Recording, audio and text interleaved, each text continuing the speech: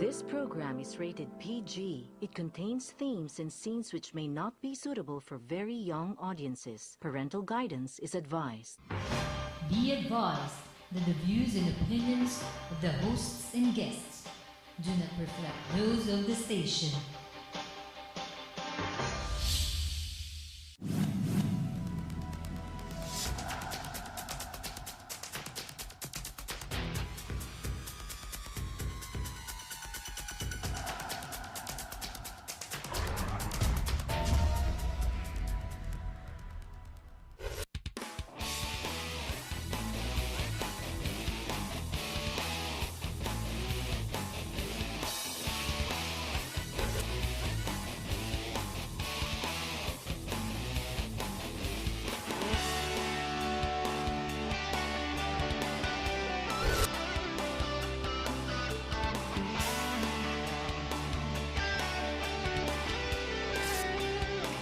You are what you watch.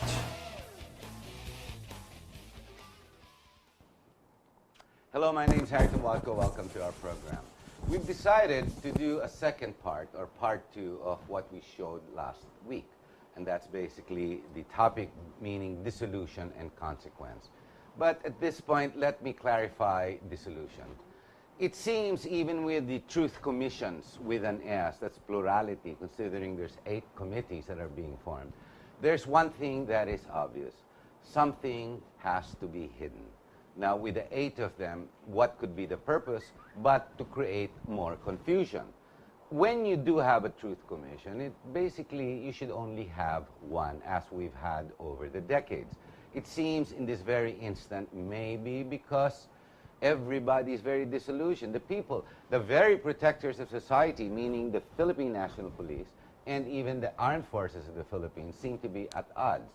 There's restlessness in the command, because why would Malacanang or even the AFP leadership and the PNP go on air, so to speak, and say there is no issue when it comes to a loyalty check? And yet, the repetition, the redundancy, even from the president's messages that everything is in order. It is when things are in place, there's really no reason to come out and say anything, is there? The problem is, does dissolution, does that actually exist?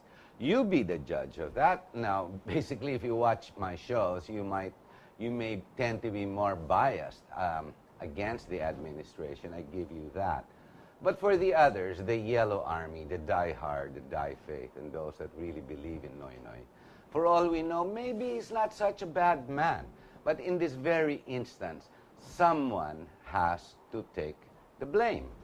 Now, it seems na Peñas, coming from the command of the SAF, pointing to Purisima, and Purisima not having any authority, coordinating with the president right there, be it for protocol, be it for the chain of command, there is something very wrong. As you've already heard, DILG Rojas, together with even Ochoa, even the what's his name, Espina from the PNP, say they were out of the loop. Ladies, gentlemen, someone has to go down for this, what they call misencounter. A misencounter that left the death or the bodies of 44 fighters who were there, who gave their lives for the Filipino people. But for what? Only to be slaughtered by the very group we are trying to make a peace deal with? You answer these questions. No wonder the Bangsamoro basic law is already in question. But let's go one step further when it comes to the BBL. They've already, no less Iqbal, just yesterday announced they will not accept a watered-down bill. What is that trying to tell us? That they command the rest of the country for what they want and all the issues, whatever that they want? Are we held hostage to these people? If I'm not mistaken, the Muslim population is a minority of 5 to 6%.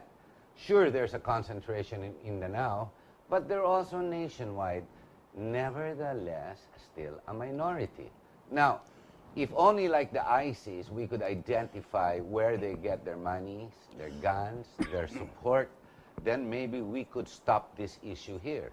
Now, the buzz that's going around, obviously, is Malaysia. Be it true or not, it's still a problem. At this point, I'd like to talk about the second part, consequence. What are the consequences of this dissolution that's going on? With us, we have Pastor Boy Saicon.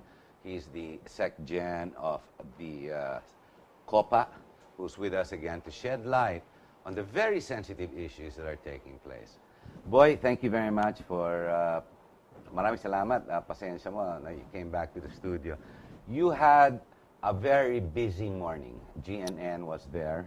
Yes. Buti na lang we were alarmed. We caught a lot of footage. We're showing it in the news now.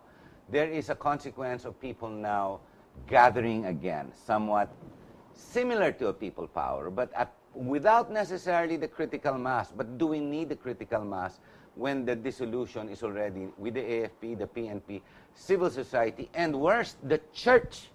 Lahat ba well represented kaninang umaga? Ano nangyari kaninang umaga, briefly? Well, there were representations from the left, no, to the right. Both sides. Both sides. The RAM representatives were there. Some of the guardians were there. The YOU were there.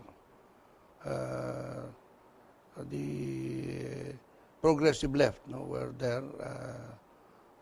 In fact, Ronald Dumbao, sabi ko nga, was there, no? Together with the Sanlakas representatives. Ano yan? Umpisa yan to generate, looking for critical mass?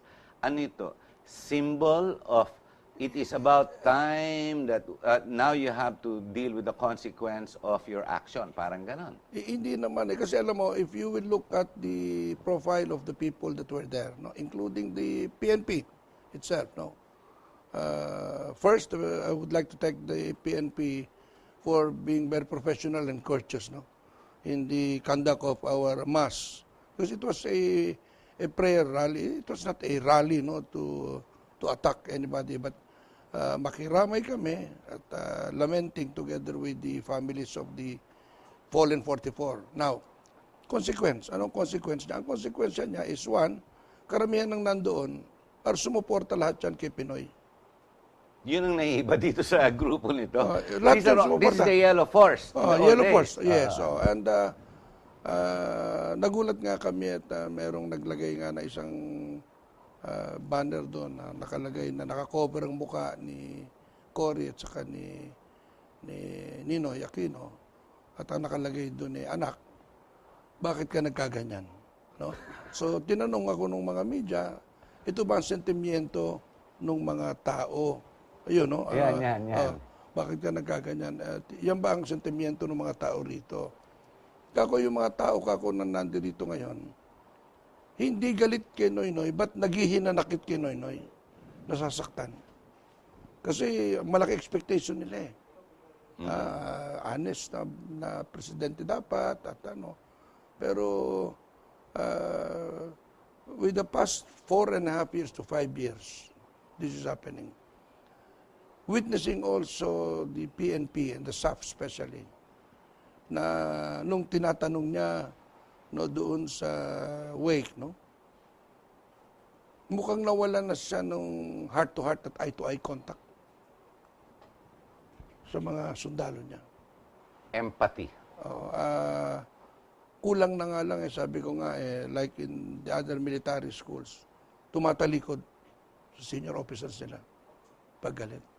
But, Boy, what is that ribbon that you're wearing, the red ribbon? Ladies and gentlemen, he's wearing a red ribbon that is obvious in the footage that's been inserted here by Vaby in the studio. What is that supposed to mean? And are we who are disillusioned with what's gone on, should we wear that? That's a combination of red and black. Yes, and that's reverse, huh? The yellow is the other way around. Yes. What does that symbolize? Well, it symbolizes grief, no? Grief. Lament, and anger. Anger. Anger. The red one is for anger. So we're not going to take it. We're mad, and we are saddened by the sacrifice of 44 top men. It's truly a waste of valuable life. No, when we were looking at the names of the children, no, of each of these officers' wife, no, that they left behind. Hindi ka makapigil para ka maiyak. Mga bata eh. Now, makikita mo ito konsekwensya dahan-dahan. Now, siguro, Harry, no, maybe I want to share again, no, in sa last show natin.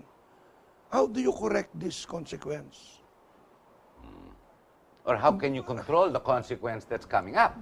Kasi there is now, eto darating na yung EDSA celebration natin, ano? Hindi natin alam anong profile ang kalalabasan ng celebration na yan sa 22, 23, 24, and 25.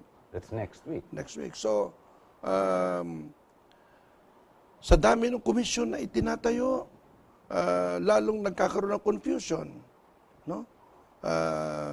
Yung timeline na ibinibigay ni Peñas, doon sa dami ng text na nag-text niya, yung mga text ng mga sundalo na binibigay sa amin. Yes. It all proves one thing, but let's leave it at that for now. Again, as I said, it just adds, no, to the conviction of this consequence. Ayan. Na talagang kailangan managot, merong ditong maging responsable. At managot. Kasi pag hindi, at ito sabi ko nga it took 3 days for the President to speak out. It took 10 days, no, for General Purisima to speak out. To resign and pick up. Yeah. Ano ang nakikita mo? Kinakalibrate yung statement na trying now, no, to temper it down. Ilayo si Presidente, ilayo yung kasalanan ni Purisima, at natitira na lang si Peñas for himself. Lutuin na. Oh, as I said, let us not, no, insult the aggrieved parties here, which is the fallen 44. Na ilagay sila, namatay sila, pagkatapos walang mananagot. Kasi iba yung pananagutan ng Estado na nagsubo sa kanila, iba din naman yung pananagutan ng MILF, no? Na nagmasakit sa kanila. Kasi for the past 2 days, sinasabi nila, alam namin darating yung SAP, minomonitor yung SAP. So kung minomonitor ninyo at alam nyo pumasok na pala sa loob, walang misencounter, dahil alam pala ninyo binira nyo no, pa. betas. Hindi lang nyo binira, no, lumiwanag na, nakita nyo na sundalo, no prisoners. Ang attitude ninyo. We're going to have to take a short break. Ladies and gentlemen, in today's paper, no less Preciosa Soleven at the Philippine Star, if I'm not mistaken, likened the suffering or the death of a number of Philippine Marines who have given their lives to the country. And they've never asked for any hurrah rewards and quietly sulked at the side of the whatever tombs their fallen family, their husbands and fathers have had to give their lives to. And yet here, with 44 of the special forces of the Philippine National Police, why the big ruckus? Obviously because the problem was sure, the words were used, massacre, not misencounter. War, definitely, direct, all-out shootout.